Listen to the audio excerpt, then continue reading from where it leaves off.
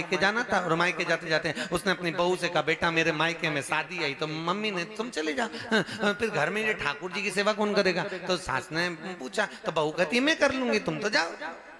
अब बेटा तुझे सेवा करना आती है? नहीं आती, बता दो क्या करना है। तो सास ने कह दिया देख भगवान को अच्छे से बढ़िया स्नान कराना और स्नान कराकर भगवान को अंग वस्त्र पोंछ देना और अंग वस्त्र पोंछ के भगवान को इत्र लगा देना, ठीक है? और इत्र लगा के भगवान को सुंदर वस्त्र पहना देना, ठीक है?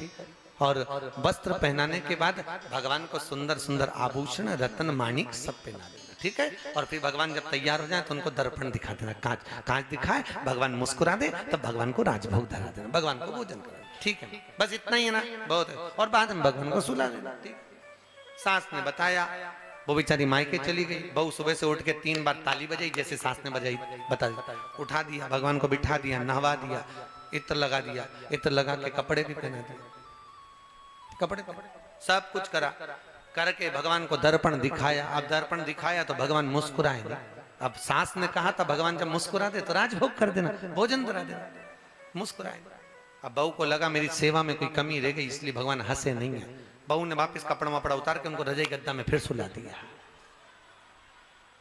और वापस सुला। अब बहू ने वैसे ही रजाई गद्दा में वापस सुलाया और भगवान को फिर थोड़ी देर घूम के आई, फिर 3 बार ताली बजाई, अब बार दम से बजाई, अब दम से बजाई, फिर भगवान को उठाया, फिर नहवाया, फिर इत्र लगाया, कपड़ा वपड़ा पहना के फिर तैयार करके फिर दर्पण दिखाया, दर्पण दिखाया तो अभी फिर नहीं मुस्कुरा। बहू को लगा मेरी सेवा में कोई कमी, इसने कपड़ा वपड़ा उतार के वापस रजाई गद्दा में सुला दिया। सवेरे 9 बजे से भगवान को नहवा रही, कपड़े पहना रही, दर्पण दिखा रही। 9 बजे से दोपहर की 2 बज गई पर भगवान मुस्कुराए, परेशान। भगवान भी मन में सोच रहे सास तो चली गई, इसको छोड़ गए, ये नहवाई नहवा रही, कछु खवा तो रही नहीं, केवल नहवा रही।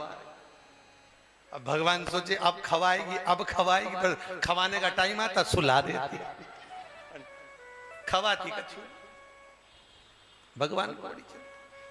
अब भगवान ने मन में विचार करा अब की बात दर्पण दिखाएगी तो ये 3 बजा देगी इसलिए, और सुबह का शाम तक जिमाएगी का मतलब हुआ, अब की बार दिखाएगी तो मैं हंसी दूंगा पक्का। और इसने भगवान को नहला के, इत्र लगा के, कपड़े वपड़े पहना के, आभूषण पहना के जो दर्पण दिखाया, पीतल की मूर्ति में से दांत बाहर आ गए, भगवान मुस्कुरा दिया।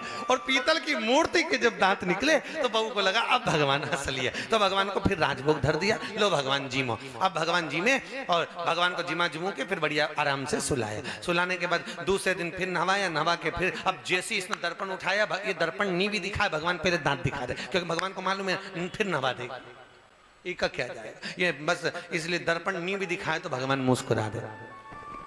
8 दिन बाद सास आ गई। सास ने कहा बेटा अब तू अपना काम कर ले, मैं नहीं, भगवान की सेवा कर। सास सेवा करने बैठी, सास ने पूरी सेवा करी। जैसे ही दर्पण उठाया भगवान को दिखाने वाली थी, इतनी देर में पीतल की मूर्ति में से आवाज आई, माँ दर्पण तो तेरी बहू दिखाएगी, उसको बुला दे, बहुत जोरदार दिखाएगी, उसके बराबर कोई दर्पण नहीं दिखा सकता, उसको बोला।